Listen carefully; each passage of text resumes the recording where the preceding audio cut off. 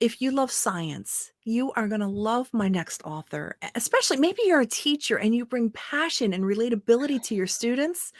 Barbara ten Brink is the author of this book. I'm going to let her say the name of it. Barbara?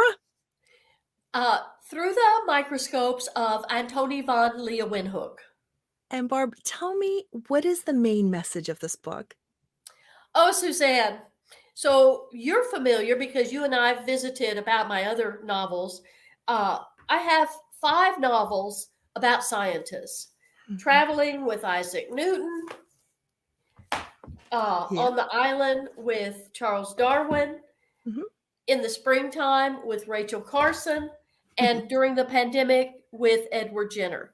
But Yes. this book, Through the Microscopes of Antoni van Leeuwenhoek, is about a scientist's passion for his study or her study, but this one is Antoni, and his passion for using the microscopes.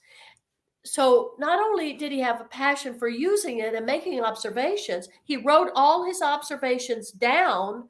He sent those recordings off to the Royal Society in London. So we have this history. This is fact.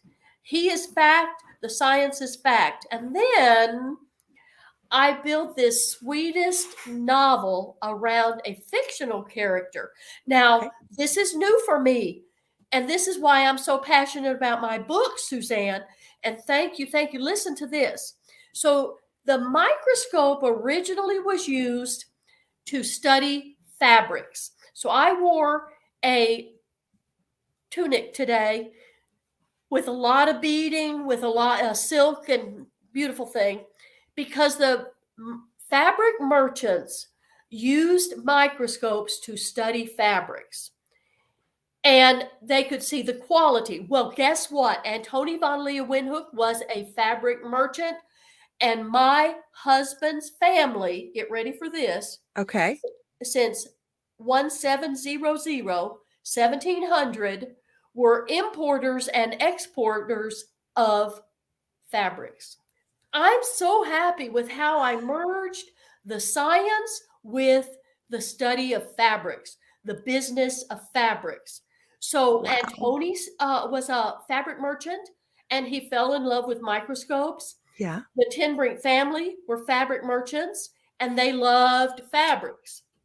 So my fictional character that ties the story together and entertains our readers is a made up ancestor who, a young adult, Mhm. I call them children, child. They're Okay. probably high school, Mhm. junior high school age. And she gets to shadow Antoni van Leeuwenhoek while she's in Amsterdam. Is that where the transition happens between fabric and actually, like, biology? Well, honey, I'm a cotton farmer. I have a Okay. cotton farm out in West Texas. Okay. And it's so much science that it's unbelievable to know. So and my book covers this. The the the science of growing the flax, weaving the linen, and then the Ten Brink family purveying the linen fabric. Okay. And yes, so what happened with Antoni van Leeuwenhoek, just like all fabric merchants, he used the microscope to see the fabrics, but then he went, wait a minute, I can look at water. I can look at the plaque on teeth. I can look at onion skin, which is biology 101. By the way, everybody starts their study of microscopes with onion skin. And my Okay. book looking at onion skin. My little heroine is Helena, which is my husband's grandmother's name. Aw. So Helena shadows Antoni van Leeuwenhoek all through Amsterdam. And of course, this is 1700. Mhm. So there's no cars or anything. So they're riding their horses. They're going out through Amsterdam. They're dipping tin cups in the Zuiderzee. They're looking at things under the microscope. It's just so, so beautiful. And the beautiful thing is that the family, the Ten Brink family, had this export-import company.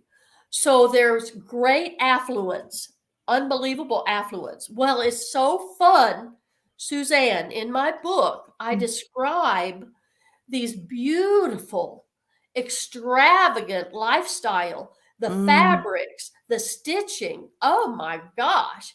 And of course, that's a whole, that's the connection that you asked about. Mhm. There's this connection between Antoni van Leeuwenhoek and the Ten Brink family, which is fabrics and stitching and seamstresses and beautiful. If you look at fashions in 1700, they're over the top. Um, So beautiful.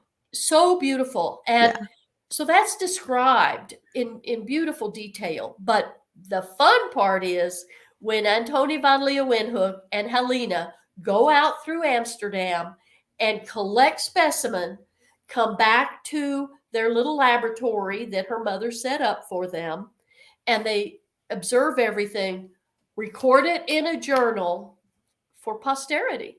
And we have those journals to this day. And you're talking about like organisms and germs and things that people didn't even believe he was talking about. Right, right.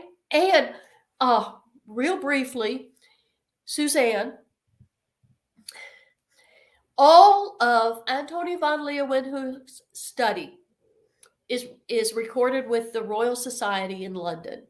However, the study of microbes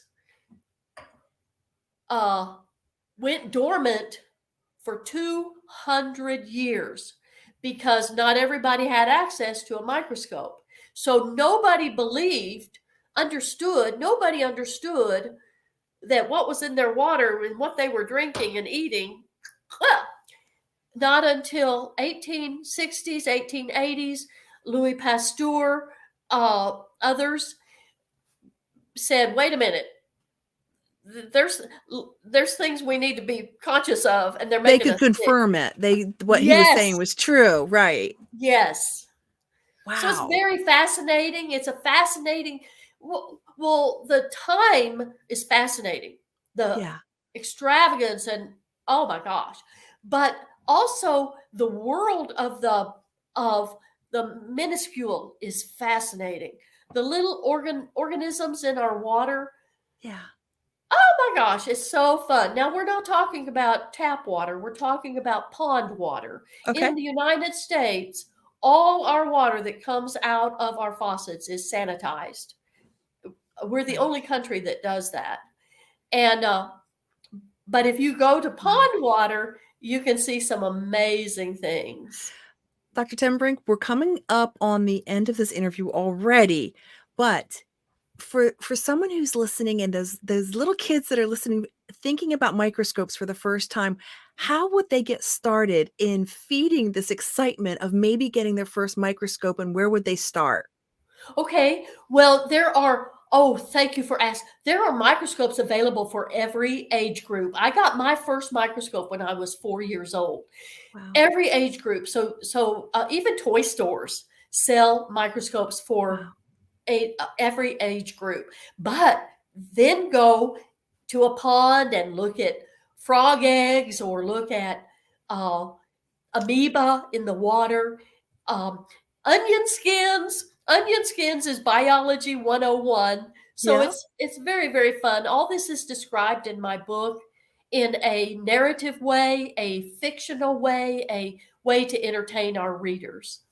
I see a gift package for a birthday girl or birthday boy with this book, a microscope, and a fun family time together. Dr. Timbrink, tell me where your book is available.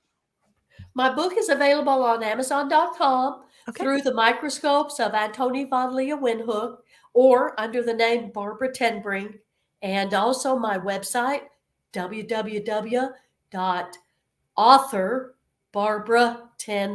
www.authorBarbaraTenbrink.com. Dr. Tenbrink, it's always a joy. Thank you so much for bringing such passion and relevance to everything that you're doing. Thank you, Suzanne.